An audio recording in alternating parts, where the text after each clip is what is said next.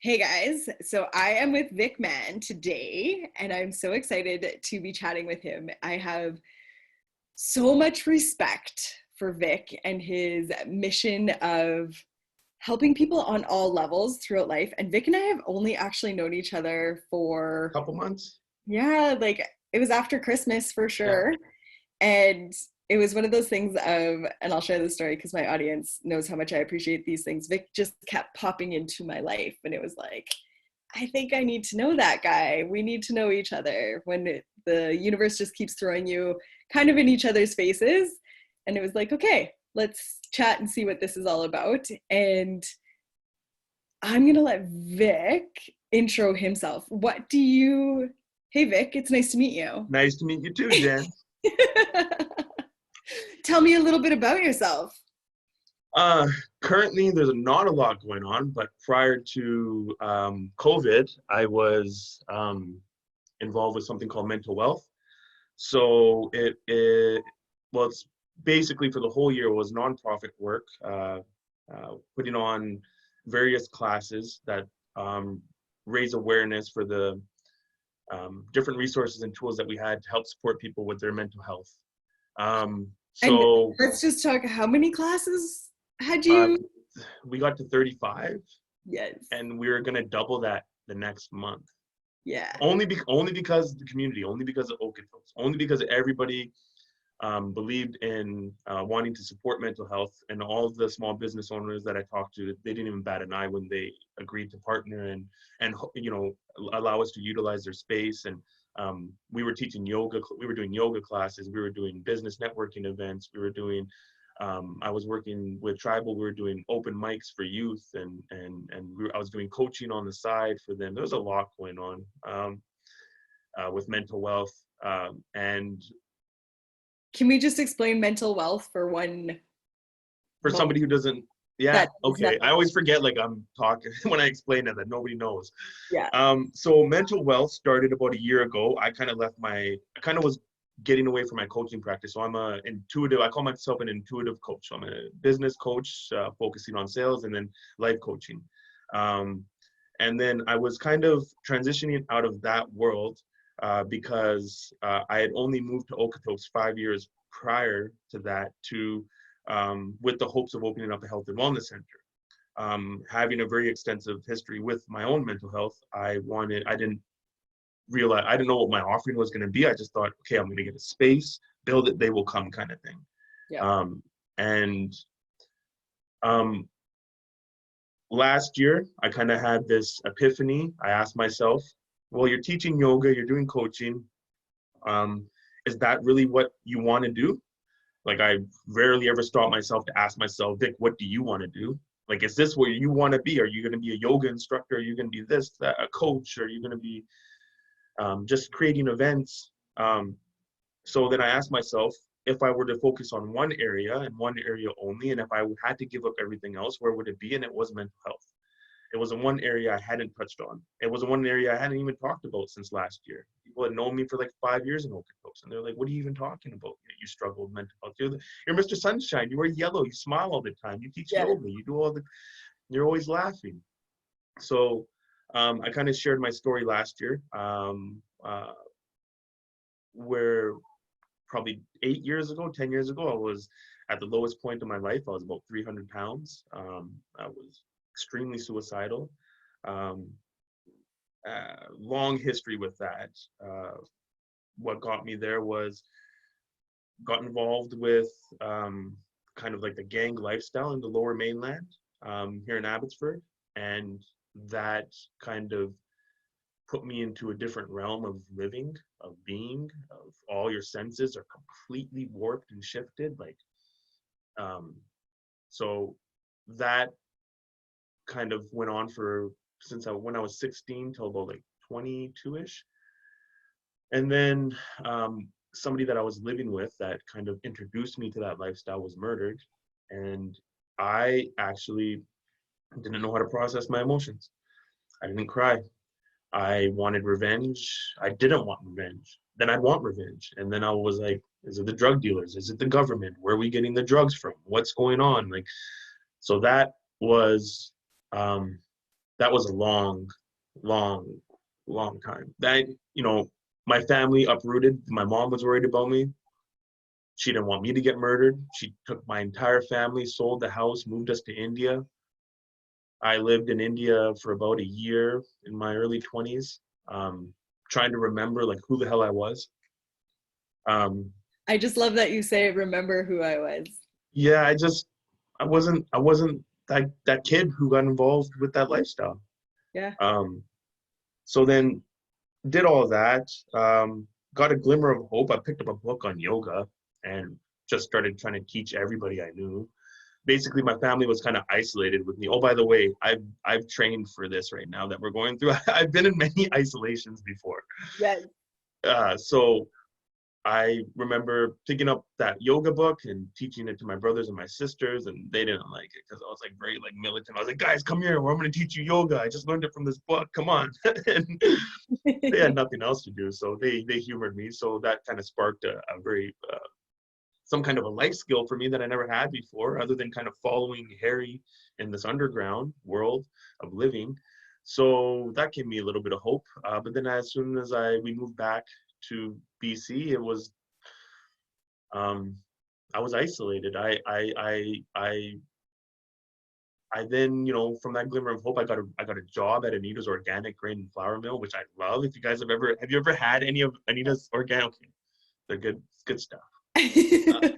I used to mill the flour. Yeah. So early, so that was my first like legitimate job that I had. So it gave me hope, but I was, you know, still smoking. I was smoking a lot of weed, to be honest.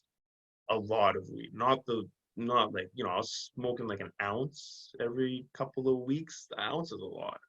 Like I have no idea, but it sounds like it might be. an ounce is a lot, trust me. And then, you know, all the emotions started to rise up from Harry's murder and where I was in life, and then I've had my first manic episode. Mm-hmm. So that was freaking ridiculous. I didn't know what was going on. I actually remember I was working in the mill at Anita's Organic, and then all of a sudden, because it was a smaller operation then, so they just started to introduce a lot more sales into the mix. And I started to go out of my way when I was manic to help sell their flour, and they said they had to slow down because they couldn't keep up with the sales that were coming in. Because I was like, we're gonna take over the world with freaking flour, guys. you're gonna be you're gonna be on the top. You're gonna be the #1 flour seller there is. Nobody's gonna compete with you. Yeah. Yeah, and then it went downhill from there. And then, you know, family didn't know what was going on. Everybody at work didn't know what was going on. They tried to take me to a psychologist because it was recommended by my doctor to go and talk to somebody. This is before, because I've been in the psych ward 4 times. This March was the fourth. That time, before I went to the psych ward, I went and saw the psychologist, and I remember him trying to help me process while I was manic what was going on with me. And I remember me, my mom, and him are in this room, and he's like, because I was very angry at Harry at the time too. Because I could have gotten murdered. He kind of like I loved. I was. It's still a love and hate relationship. Mm-hmm. So I remember him telling me, if Harry was here, what would you say to him? Which was a big mistake because I looked to the ground as if he was in hell. And Yeah. I looked and I was shouting at the floor, and my mom's like, what's going on? And I'm just shouting so loud, like viciously, so angrily, like I just went hulking. And then that's when they kind of knew that there was something a little bit more wrong than unprocessed emotions that could be easily fixed. Yeah. So then that led to me walking around town without my shoes on. I walked everywhere. You know, are you familiar with mania at all? Like, kind of, it's intense. It is like you're either irritable or you're very, very inspired. Mm-hmm. So, and to the extreme, there's no real middle ground once you get to that manic point. You Mm-hmm. either you see the beauty in everything, you're connected, food tastes so much better, music, you're writing music, you're just like you think you've solved like all the world's problems in your head. You are just like, you have so much more energy, you're more athletic. Um, then on the flip side, you're very irritable. So you're like a sponge. And if you ever heard of the term of being an empath, you can imagine when you're manic, it's like heightened to the highest degree. You feel all the energy around you. So I'm like, any thought that would come up, a thought of the past of Harry and all that lifestyle, that's when the fear and the anger comes in. It's amplified, and it like comes out in a physical manner sometimes, where I'm just yelling and shouting and screaming. So that's mania in a nutshell. Is yeah, irritable to the highest degree, and inspired to the highest degree. And so I look at it as like the law of polarity, Yeah, that it's just extreme either way. And yeah, what we want to be is here. yes.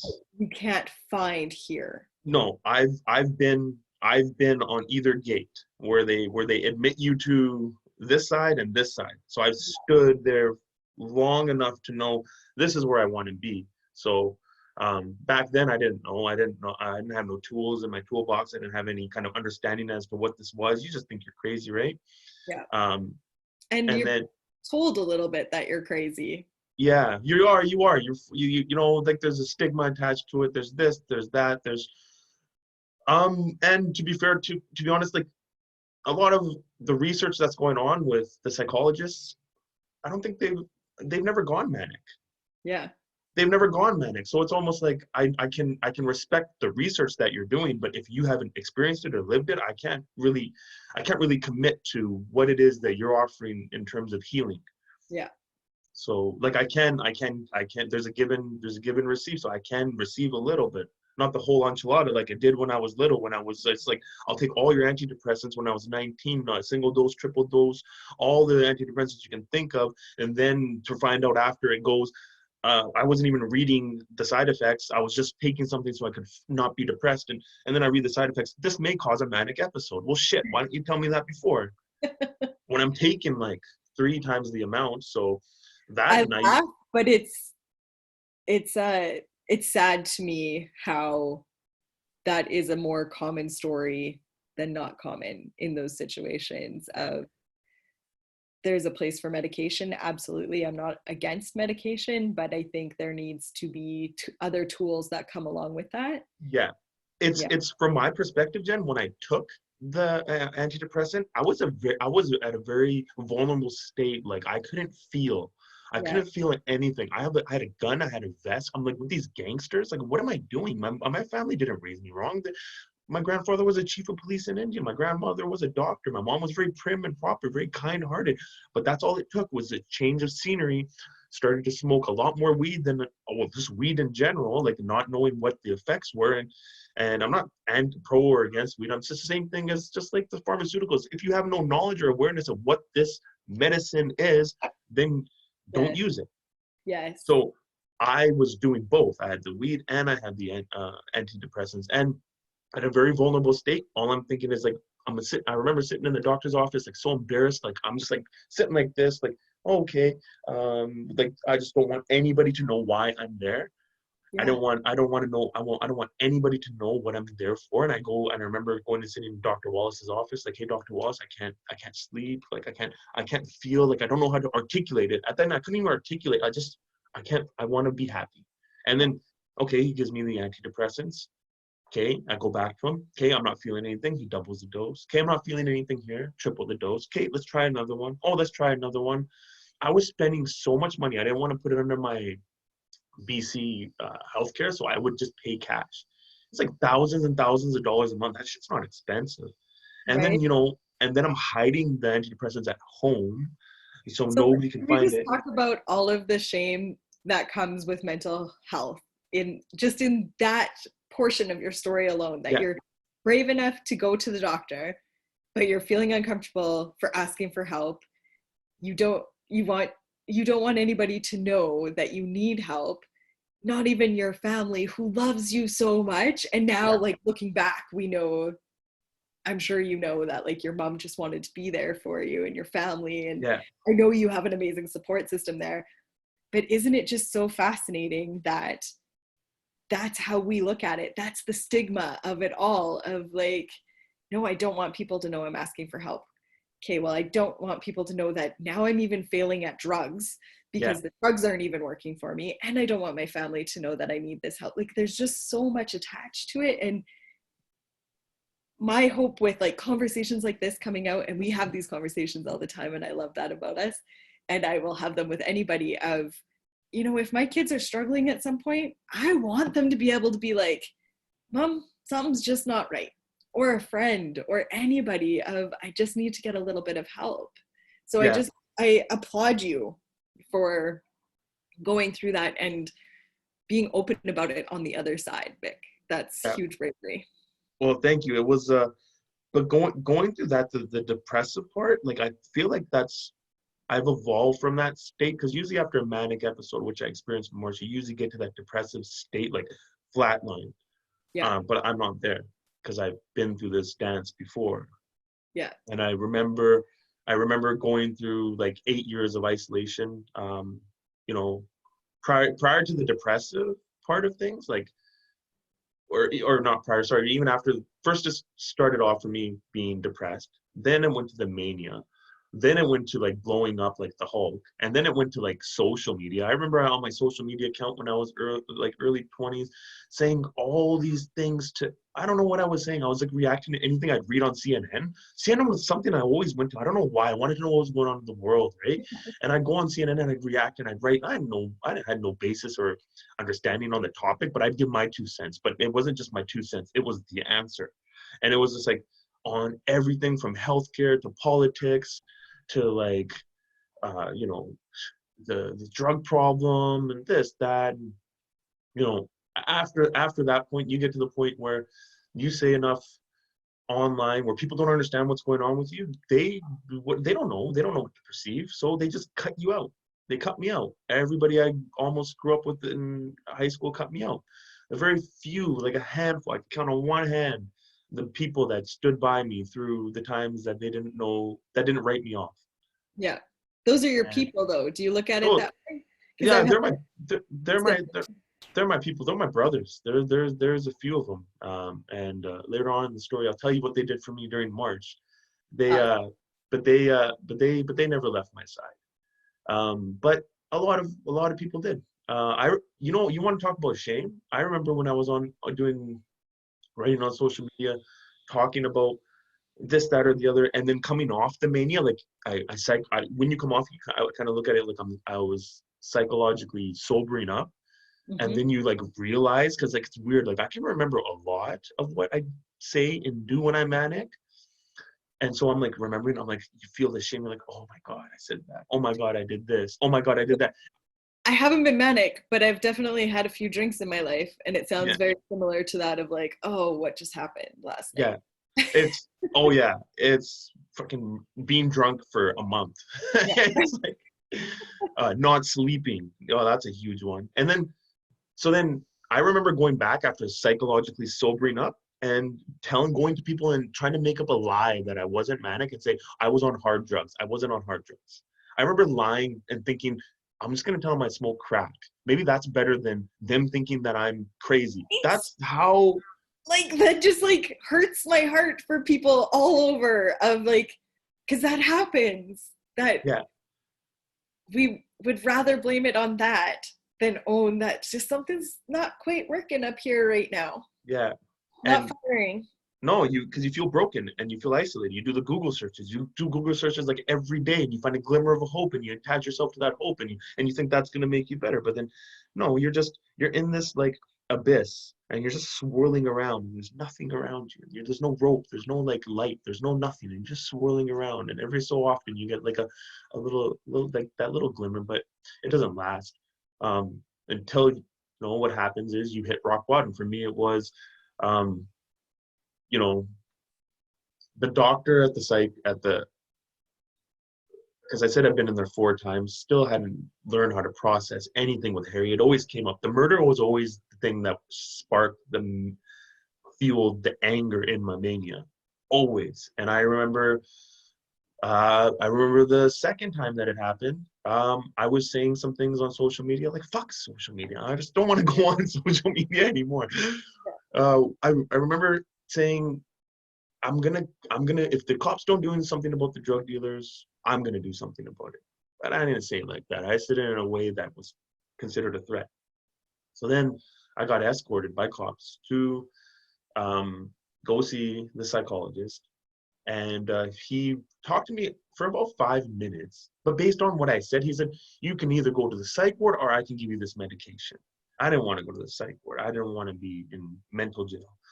So I said, sure, I'll take the medication, not knowing what it was. It was an antipsychotic injection. So it strapped you to a table and they inject it inside of you. And within weeks, the weight gained like that.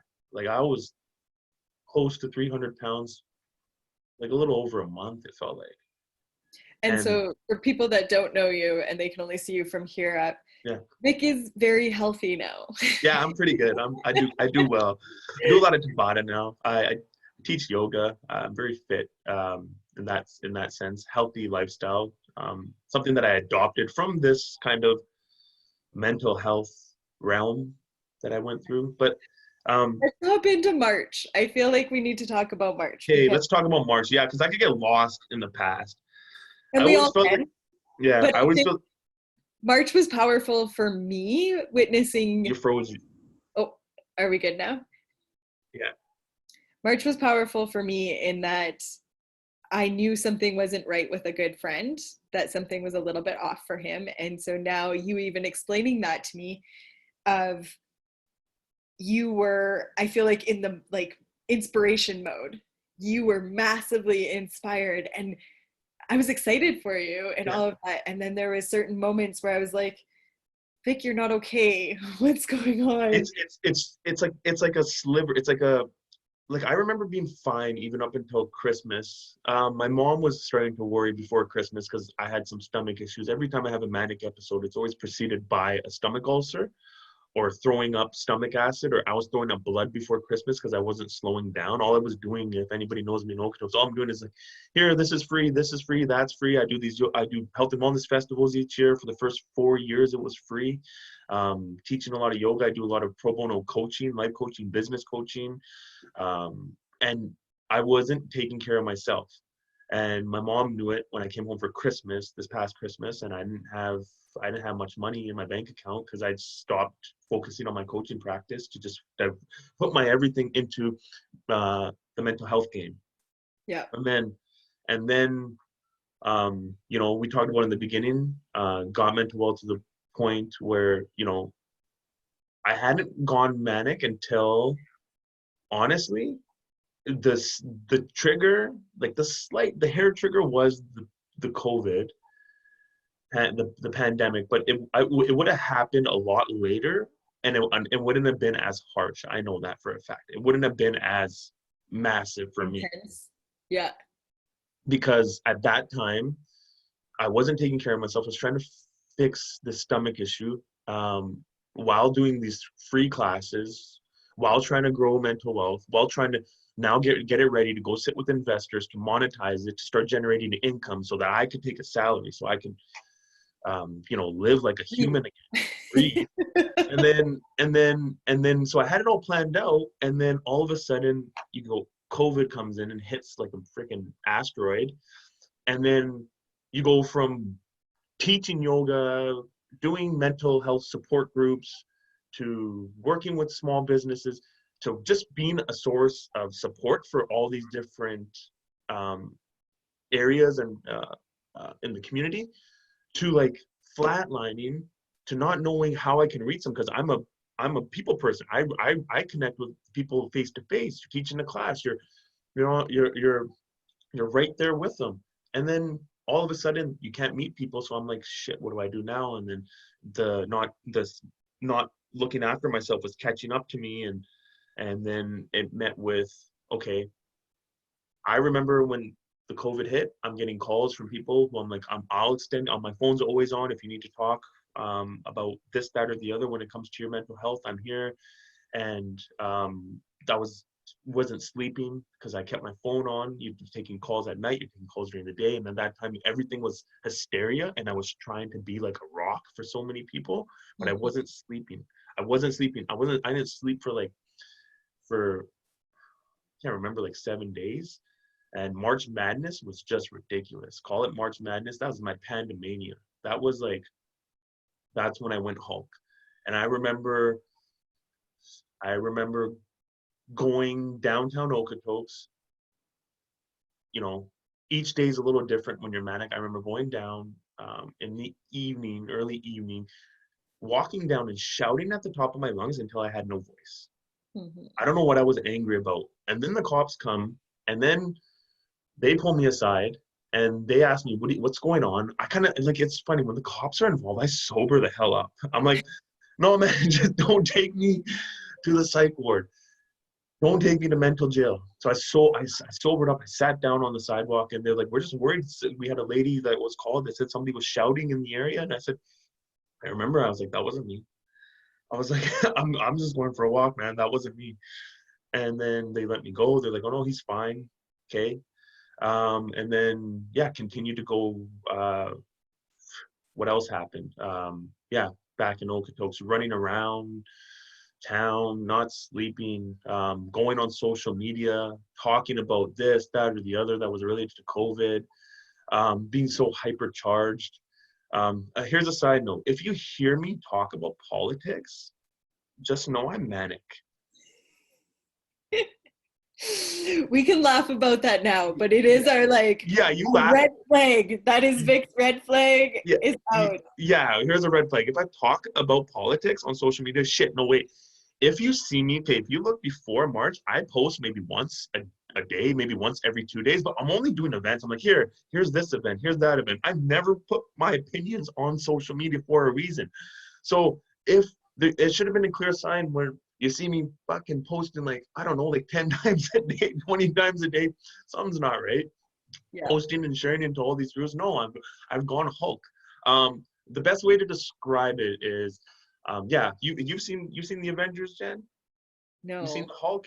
Okay. I know who the Hulk is, but I Okay, haven't. that's mania. That's when you get to that point, that's when you turn into the Hulk and then you revert back into Bruce Banner. Like that's me. I just go Vic smash mentally. I And just so, as an outsider of that, how do we support? Because I have lots of people in my life with bipolar yeah, or manic episodes or whatever you want to call that. yeah. What is the best way for us to support people in that time? That's a slippery. So here's the thing. They call it a manic episode here in Western culture, but in the East they call it spiritual ascension. So, um, in in the East they would have you in the woods. They would have you in an environment that could facilitate this experience that you're going through. In the West, it's like lock you behind bars, like kind of give you some drugs, talk to you for a couple of minutes, and then boom. So it's As dependent on somebody who's done both, I you feel gotta like, come in the middle. You yeah, gotta come in the middle because I don't want to go into the Amazon and become a shaman and not see anybody ever again, or go and shave my head and become a Buddhist monk. yeah. And I didn't want to go and follow a system with people that were kind of giving me advice on something that they've never experienced. So I was just trying to come to the middle ground. So I would say for somebody that's experiencing this, it's really you want to be talking to their support system because the only reason I'm alive is because of my mother. The only reason I've survived any of this and I still have like optimism and hope is because of my family. This hurt them a lot. This hurt them. There for a month. Yeah, it's all fun and games, the crazy shit I'm posting on social media, but not for my mom. She's 60. She had such good health. Her knees gave out a bit because she wasn't doing her health. She wasn't taking care of herself when this was going on with me. They're trying to figure out how they can bring me to BC, how they can get me to the psych ward without me overreacting, not sleeping. My sister moved from uh, Vancouver to come be at home so they can all take shifts to like just support my mom so they can support me. It's not like so for somebody that's going through it, if you're not manic and you ever been manic, or if you ever spiritually ascended, do your research. Do Mhm. your research. But when you go to that point, don't engage that individual. Don't fuel it. Because that's just like It's like, don't feed the bears. Don't feed somebody when they're manic. Don't don't try to talk to them. Don't try to counsel them. Don't try to don't engage them at all, because it just spirals and spirals and spirals. So for the people that are supporting people that go through that, just know that the best thing to do is limit their external stimulus. So limit what they, social media, the music that they're listening to, even the food, even the environment, the scenery. Try to make it as, subtle as possible. Nothing over the top. Keep them away. Number one, keep them away from the news. Right? Number one, 100%. Can we just say, for the most part, I would like people to stay away from the news, period. Yeah, There's certain things we need to know, but you guys, you find them out. I don't watch the news, and I yeah. still know what's going on in the From world. everybody else. Yeah, it is. But if you are somebody, I think even so, if you deal with manic episodes or anxiety or depression or any of those things, the news does not serve me in any way. It just puts me into a more of a fear-based Yeah. state of not being in control of anything. And so for my own self, my own mental health, the Yeah. news does not help me either. Well, for the past year, I was posting anything you would see on my social media was good news stories. So I did that for an entire year. All I was doing was just like, here's good news, here's good news. Because I don't want to say that me when I'm not manic, I'll say I don't care about CNN. It's not like I want to go and fight the mainstream media. I don't want to fight anything. You just don't. There's no way to. You don't fight darkness. You just create more light. So it's Yeah, like I knew what I wanted to do, but when at that point when you go manic, it's like you're experiencing. You are the most. You're a conspiracy theorist. You're religious. You're hyper religious. You're conspiracy theorist. You're everything. I got the cured COVID. I got this. I got that. Oh man, I thought it was. Can I talk about like some yeah, highlights? yes, please. Okay, so I thought I was Jesus. I literally took a yellow shirt to this elementary school close by. I hung it like it was like because it looked like a cross, like it was a crucifixion during Easter. That's intense. It is And intense. yeah, and then I thought I was the sun god. I thought I was Ra, the Egyptian sun god Ra. Yeah. And then I'm researching it, and like you don't research when you're manic. You like read a paragraph and you're like, I got it. And then and We're then all you answers. I have all the Also, answers. I have all the answers. And then, oh man, and then I shouted. I took the Bible down. Luckily, like I'm really good. My mom has a nice neighborhood, so I'm really friend. I love the neighbors. Right now, we're all friends. Luckily, I didn't wake them up with this. I remember going down the street a few blocks away with the Bible, reading from a page of Revelations, which is some scary stuff. And I just remember shouting at the top of my lungs, and people were so scared. They would like call the cops. They're like, what's going on? But they weren't scared for themselves. They were scared for me. Again, same thing that happened to Okotoks. The second time the cops came and sat me down and I sobered up, and the cop was like, what are you doing? I'm like, I'm reading from this Bible. Take it. Like, I remember sobering up, like, just take the Bible. And then he's like, have you ever read the Bible before? I'm like, no, not really. Just, he's like, and he looked at his partner and they were kind of confused. I was like, I don't know, he seems kind of fine now because I'm really good at sobering up when cops come around. And then they let me go. But that was a highlight. Another thing was my friends that I told you, my support system that never left my side. They were planning. They took me on a hike and they were like, we're not gonna let you leave this hike until you give us your phone. I had to give my friend Steven all my social media passwords. I had to until they gave me a ride. I'm like, okay, guys. I'm like, and you have high anxiety levels too when you're manic too. So yeah. I'm like, fuck, am I ever gonna get home? No, if I don't give this guy my phone, I'm never getting home. So I gave him my phone. I gave him all my passwords. And then they tried to encourage me to stay home. They spent like $500 to buy me an Xbox. When we're talking about Call of Duty, they're like, just play the freaking video game, man. Just stay home. Yeah. Don't do anything. So those are some funny highlights. But like, I laugh now because my family makes fun of me too here and there. Because what are you gonna do? This has been 14 years, And off and on. that's what I love about you too, of that Yeah, it's just, it's part of life, and we might as well take the little bits that we Yeah. can from it and Yeah. not make it such a heavy, dark thing. Because some people would have that in their family and be like, oh, yeah, Vic has this, and Yeah. this is just the end of it. And I don't know your support family, but I hope to meet them someday because they're just amazing people. I know that the little bits I do know about them. And the way they just build you up to know that you are like so capable of freaking amazing things. And yeah, you had March Madness and there was a manic episode and on to the next. On to the next. Like, but it takes a while to it takes a while to rebound, because then you think, oh, okay, who did I piss off? What did I say on social media? And then you think, what did I say in text messages? The good and the bad. I had so many new friends after I was manic. I'm like, who are you people? Like, you just go to ad and everybody's adding you and they're engaging you. I'm like, who are you? What happened? and then and then you're just trying to retrace your steps, but you can only do that for so long, because like my hopes for this, even talking to you, Jen, was just to kind of like, I'm not good at like articulating myself that much when it comes to social media posts, because like, where do I even begin to describe? Like in the beginning, I'm talking about my past. Right? I just want everybody to understand I am not that guy that was March Madness. I'm not that guy that was in March. The people that know me, I know that will realize that that's not me. No, And there's nothing I can do. And it had nothing to do with you.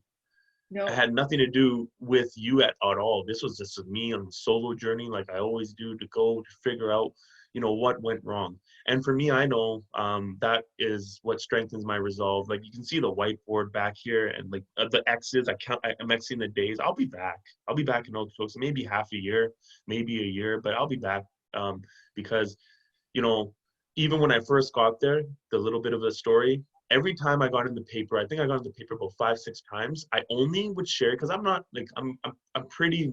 I would say I respect this modesty in me to not want to just bombard everybody with my accomplishments, but I didn't have any of that prior to that. I was no accolades, no nothing until I was 30, and then I just do that for my family. Everything I do, look, I was like, look, mom, I'm in the paper here. Every time we have a WhatsApp group, I'd share it. I'd go and make sure my brother and my sister looked at it. Like, look, this is who I am. I wasn't that guy from 10 years. I wasn't that person 15 years ago. So I was always trying to prove to them, like, this is me trying to pay you back. Look, I'm going to get this. I'm going to have mental wealth here. I'm going to start something here. I'm going to have, and it's going to support people with mental health issues, because I can understand, because I feel like, and I've said this to you before, I feel like I got a PhD in mental health now. Yes, I love that. After you study it with the psychologist, you're putting through that system, then you go into the Eastern medicine, and you kind of try to meld both together to come to your own conclusion. And and anything I ever did was for them to just show them that, no, I'm still Vicky. They call me Vicky. I'm still Vicky. I never lost that spirit.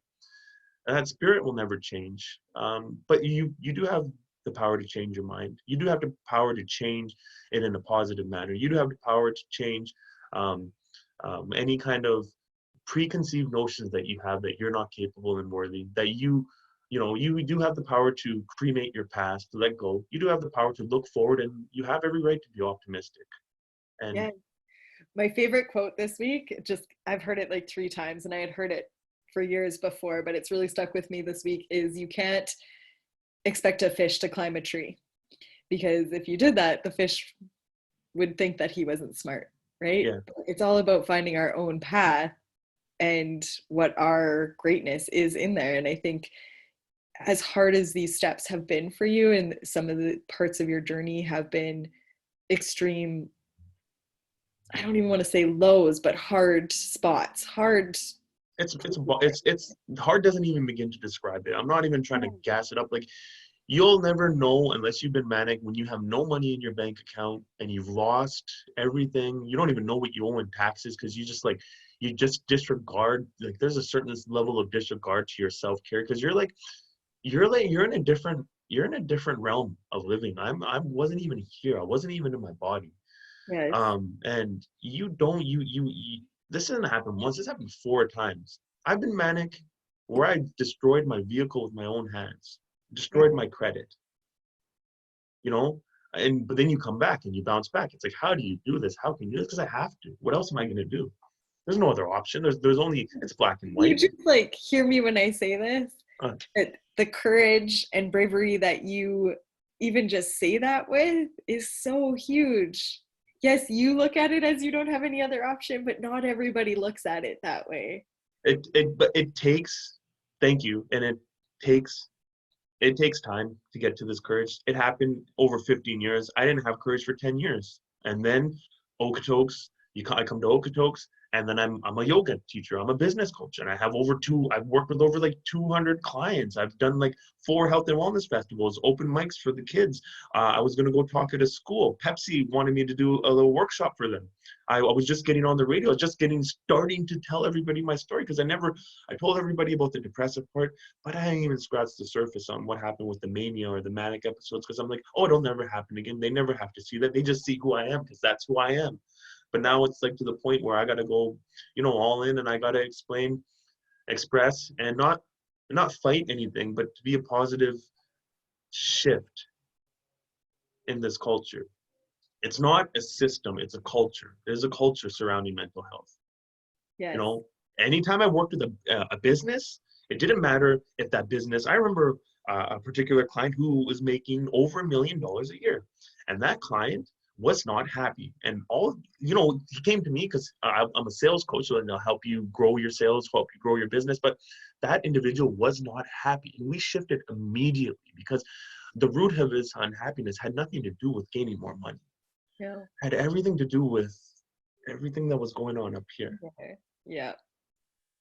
There was a disconnect between here, and here. Yeah. So it did, and from that point on, I realized it has to be about mental health. I was just nervous, but being able to talk about this, I hope whoever's watching this, whoever I guess knows me, knows that if I'm on social media for a long time, just know that I'm fine. I get, why it gives me so much zest is I won't go on my social media, and I'll go on there, and there are messages from people, hey, how you doing? I'm just checking in. People I didn't even imagine even were thinking about me. They're messaging me. They're like, I had a lady, she messaged me, you don't even know you were, you helped me, you helped one of my friends get into yoga, and it's changed her life so much. Like, I get those messages, and I'm like, what the hell happened? I forget. It's like I forget I did those things. So cool. Okay, I have a question for you Yeah. as another outsider question of, Yeah. as a friend, Yeah. as even as like if I was just an acquaintance, Yeah. what is the best way to support somebody after they've been through this? Because I actually have 3 friends that Yeah. have been in the psych ward, mental jail, Yeah. for similar situations. And I just like to shed light on the best way to support people, because in my own journeys, when I've gone through hard stuff, people didn't know what to say to me, so they would avoid me. Yeah. And that cut deeper than saying the wrong So, thing. so you remember when we were doing the mental health gatherings and Yes. having the peer-to-peer support groups? That's the best thing. They need. I would recommend. I never really, honestly, was able to unload until I got around people that had experienced something similar to me, so that I could relate. And then once you can get to that point where you can relate, your kind of those shields drop, and then when you are presented with a option, because there's not just one option, there's a variety of ways that you could go about it, then you're more inclined to kind of take action. Yes. So it's all about getting that person to the point to take action. For me, physical fitness is a large part of what keeps me going. It's my action. Journaling is my action. Getting a good sleep schedule is my action. What I'm eating is my action. Being cutting ties with the past, however you want to do it. Sometimes I'll write things down about the past and I'll burn it. It's like a ceremony to me. I'm like, oh, boom, done. Get out of here, vamoose. And it's like, oh, it doesn't, it takes practice. So for people that are going through that, if you don't have an immediate support group around you, just know that you can find one. There are online, there are support groups for people that have gone through what you've gone through. You can talk to happiness coaches like Jen. You can talk to people that, that's the reason why I'm even talking to you, Jen. I wasn't even going to talk about this for so long. I'm like, I'll just let people think what they want to think. But a part of me felt the responsibility to kind of just articulate to the people that I was working with, the people that were coming to me for support, that are wondering what the hell happened to Vic. On my side of it, It was just so good to hear your voice and know that you were feeling better. I could tell instantly that it was like, okay, he got home, he's okay, he's made some shifts. Yeah. And that was the most important thing to me as an outsider looking into that. It was like, and as a nurturer, I was like, come live with me, Vic. I'll just take care of you. And then, when you were even talking about when you were helping everybody at the beginning of social distancing and when we weren't knowing what everything was going to look like and you were getting into your March Madness and all of that, I knew I had to fill my cup first Yeah. and hopefully I could overflow some good to you, but I knew my home base, and I feel like that's where you're at right now of like, Yeah, I didn't have that. I was flailing. I'm like, oh, everything's shutting down. My family was the person that I would work with because I'm a bachelor. I'm living in a basement. I'm like, I go out into the Okotoks. The majority of my time was spent in the community. So like that was my family, and I didn't have that. And I'm like, okay, me in almost manic state with nothing but social media. Oh That is my not a God. good idea. That isn't a good combo for That's anybody. not a good combo. I needed to be with my family. The flight even to get home was crazy. I put everything in a garbage bag and I carried the garbage bag with me on the plane. I was just so out of And sorts. Tai Chi in the airport. I I was wish we doing had Tai Chi in the airport. for your I was memoir met, video. I wish we had a I clip. wish my buddy's like, next time this happens, we're putting a GoPro on you. Yes. Yeah, we're putting a GoPro on you. Oh, there's one story I wanted to tell you. Yes. About, okay, so it's for me, like, make fun of it. Like, the people that have been through this, just know there is a lot. Like, don't hold it in. Don't feel like it's Exactly. wrong Talk to about laugh it. at Let it. it out. Let it be. Yeah. Okay, so a long time ago when I went manic, in my early 20s, I remember shaving my head and shaving my eyebrows. Okay, I went Britney Spears, and I freaking got rid of everything. I don't know. I thought I was gonna be a swimmer, so I was gonna be more aerodynamic in the water. As you now have longer hair than I Yeah. do. Like, I just can't even imagine. Big no hair. So okay. So then my family's like, what the hell? They look at me and they're like, fuck it, he's Caillou. They started calling me Caillou, right? They're like, everybody knows that's Caillou. So they call me Kaju because I remember my grandma. Um, she was she came over once, and all my family is calling me Caillou, and my grandma in her Indian accent she's like Kaju kone hai? So, which is like, who's Kaju? She didn't say Caillou. She's like, Kaju. Who's Kaju? And then they started calling me Kaju. So like to this date, they don't call me Vic or Vicky. They call me Kaju, or they call me Kaj. It's like, how do I even begin to explain my nicknames? I have so many nicknames. It's just, yeah. You Oh, could if I every oh, chapter yeah. in your book a Oh different. yeah, it's gonna be called Vic Mania Yes. or Vic Manic because my last name's Man, so Vic Manic. I think I can't wait for that book. I am not pressuring you. I know it will be when it comes, it comes. It might be a few years, but Hey Jen, I'm really good in person. I'm still getting comfortable to this whole Zoom life, right. right? The Zoom and the social media. I'm taking a Udemy course on marketing right now. I'm like, I'm gonna figure this Nice. shit out. Udemy is amazing. My husband. Udemy is pretty good. Udemy, Yeah. I'm set up in my bunker. I'm taking some courses, doing some self development, and yeah. Um, I just want to thank you too, Jen, because I know I called a lot of people after this. I felt like I just got out of. When you're manic, here's another thing. Everything that happens to you one day feels like 100 years. Mhm. I promise you, it feels like you are swirling and there is no barrier or limit on time. So when I got out, I'm like, holy fuck, what happened? And I'm like calling people, just talking to you. You don't skip a beat with your enthusiasm and your optimism. And you kind of pose this idea of talking. I'm like, yep, let's do it. I kind of pushed it off for a couple of weeks because I Okay. didn't. Now I was like, just gonna make some stuff up. Yeah. I Even know. yesterday, I was like, I gotta help my mom. Jen, I'm sorry, I didn't have to help my mom.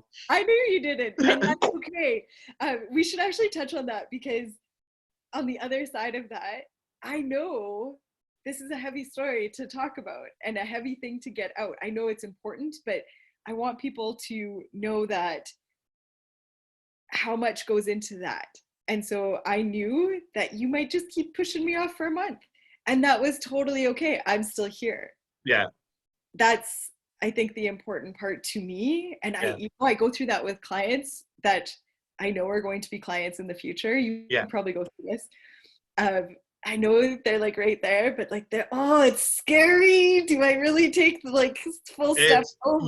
you have no idea. I'm living in a hiatus from everything in my life and just working on myself. And this call, this is just, okay, it's next week, every day. Okay, it's far away. I'm not gonna think We about it. should I'm have like, just done it the next we day. should have done it the next day. We Right should have there. right Get it then and done. there, because I'm Rip like, the it's Band-Aid. building up. I'm like, fuck, what do I say? How do I say it? I'm like thinking in my head, okay, start with that story, tell that story. No, write down notes, Vic, so you can not get lost in your trail of thought. In the beginning, I'm talking about like fucking my past, and it's like, no, man, come to the future, talk about March Madness. But ultimately, at the end of the day, it just feels good to talk about it, let it out, because Right.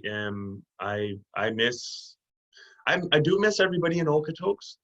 But just on that note, just know I always had hopes of coming back to Abbotsford I know. with a blueprint of something that I could bring back home to help the city that I was born in, the city that I was bred into. Because up until 16, I loved everything about Abbotsford in my life. I didn't care what was going on. I was always optimistic and always happy. And there is a very serious crime issue in Abbotsford. There is a disconnect with the youth, especially Indo-Canadians, kids that whose families come from India. There's just there's something's not right in our water out here right now. The culture is withering, and I wanted to come out there to Okotoks. So I don't know what's gonna happen to No. me, but I really don't. But I know that Okotoks is will always be my Disney town.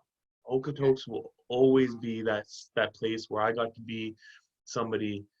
Well, not somebody. I got to be me. I got to just be me without any restrictions or any Any limitations. of that past shit Past, carrying yeah, forward. got Yeah. to cut it out like it's cancerous, The past, it'll prevent you from even trying. Yeah.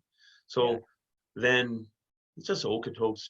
I'm just sitting here. I'm just thinking. I'm looking at the trees swaying in the wind, and I'm just so, I don't know. I do love that community. I love everybody that I've ever And met. I feel like you're where you're supposed to be. I am where As I'm much as supposed I to be. would love you down the street, and like there was so much going on here and that was so amazing. And I think that will come in time. I don't feel any time pressure on it, but I think that's where you're supposed to be right now. It is. It And there is.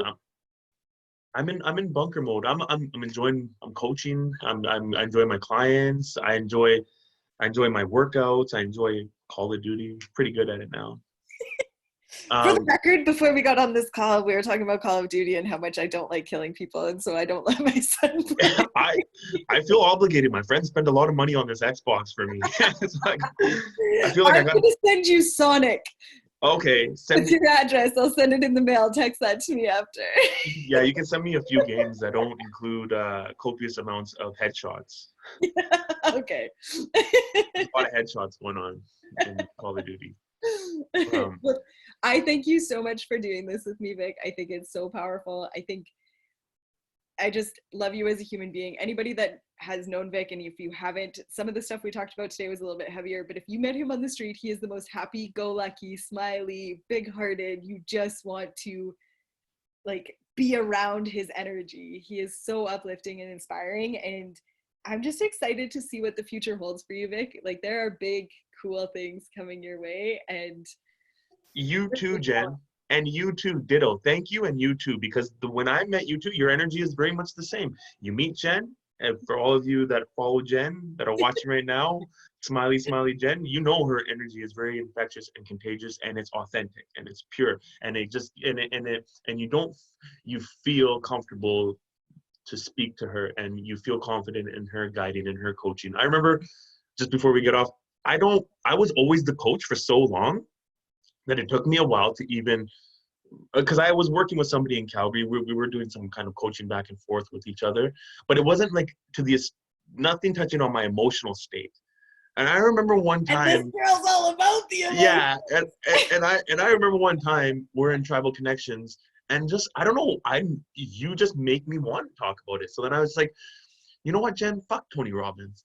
And then I was like, I don't know, I went on a rant about Tony Robbins, but then that kind of the way I was talking about it with you, I forget the details of it. I just remember fuck Tony Robbins because it's very memorable.